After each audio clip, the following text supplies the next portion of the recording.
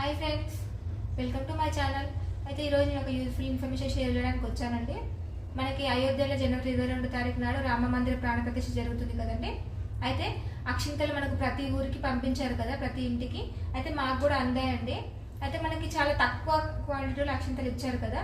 మనము ఇంట్లో అక్షింతలు తయారు చేసుకొని అందులో అక్షింతలు కలుపుకోవడం వల్ల మన ఇంట్లో అక్షింతలు కూడా పవిత్రం అవుతాయండి. అయితే మనము కొన్ని బియ్యం తీసుకొని పసుపు, కుంకుమ, ఆవు నెయ్యి వేసి అక్షింతలు తయారు చేసుకోవాలి. మనము జనవరి 22 తారీఖు నాడు అయోధ్యలో 12 గంటలకి పూజ అయిపోయిన తర్వాత మనం సాయంత్రం ఇంట్లో పూజ చేసుకొని ఈ అక్షింతలు తలపై వేసుకుంటే శ్రీరాముని యొక్క ఆశీస్సులు మనకు అందినట్టేనండి. ఒకవేళ మీకు ఎవరికైనా ఈ అక్షింతలు అందకపోతే మనకు దగ్గరలో ఉన్న గుళ్ళో అడిగితే ఇస్తారండి. సో ఖచ్చితంగా తెచ్చుకోండి. 22 తారీఖు నాడు పూజ చేసి తలపై వేసుకొని శ్రీరాముని యొక్క ఆశీస్సులు అందుకోండి. Thank you for watching. ఈ వీడియో మీకు నచ్చినట్లయితే లైక్ చేయండి, షేర్ చేయండి, సబ్స్క్రైబ్ చేయండి. Thank you. బాయ్.